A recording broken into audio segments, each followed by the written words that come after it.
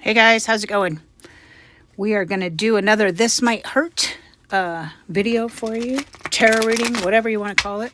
Yeah, we're going to get on the energies of the week. We're just going to jump right into it. Because that's funny because all right.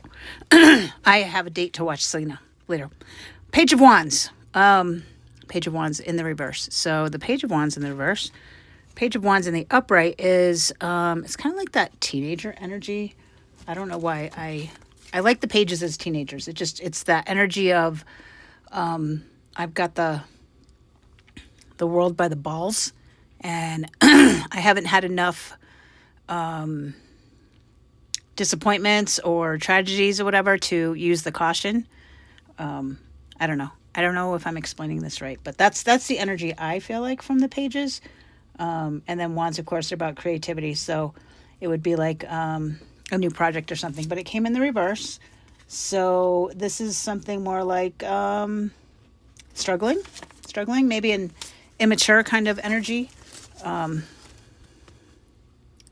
If we look at it from the side. So there's music. What does music mean to you guys, right? So I always tell you guys, those of you who are just new with tarot or just in signs in general, like, Spirit speaks your language. So what does it mean to you? So if I looked at a teenager playing a ukulele, it would take a lot of courage for a teenager to play a ukulele nowadays, right? It just would, because it's just not very common, and it would have to be you being completely authentic, right? So this might be you trying to fit in, or you being a little more boring, not as outgoing. Maybe not as outgoing. Yeah. I like that, the outgoing thing. That vibes with me. I'm just noticing these little like lizards, geckos, or whatever they are in his shirt. And I don't know what lizards mean. We might have to look lizards up later. But that boring kind of not really putting yourself out there kind of energy, right? With the Queen of Wands. Now, look again at the color combination that we've got going on. We're still in those lower three chakras, right? We've got a little bit of the green, but a lot of yellow and orange, a lot of solar plexus and sacral chakra. So the creative and strong energy, right? And this is that not really putting yourself out there because you're thinking about oh my gosh, you're thinking about what to put out there. And look what she's drawing. It's the same design that's on his shirt. Very interesting. So we graduated from the not really putting ourselves out there to, yeah, I'm going to do my thing. And if you think about sunflowers, they always face the sun, right? That's what I love about sunflowers. And she's got it in her left hand. So she's receiving that. And then, of course, she's drawing the design that was on her shirt. So she probably she took the energy that he had, and she's going to be creative with it. She's got an idea, right? That looks like a idea bubble over her head. And the black cat around her neck, the back of her neck, rather, right? So she's got magic behind her. She is the magic. This is that understanding that you can get it done, right? You can get it done. And doing the work, right? Doing the work to get it done.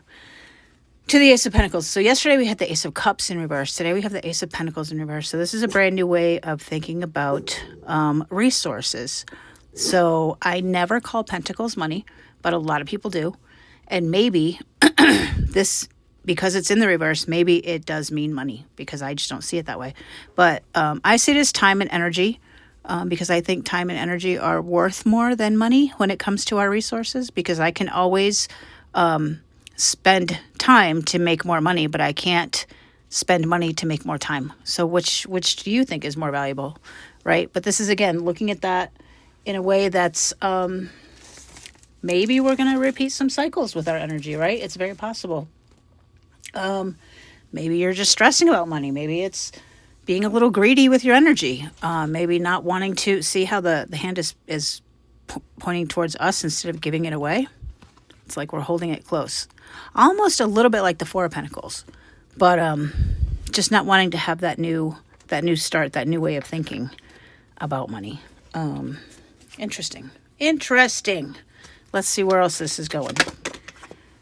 It wanted to be on the upright, King of Swords. So this is the mature, divine, masculine energy.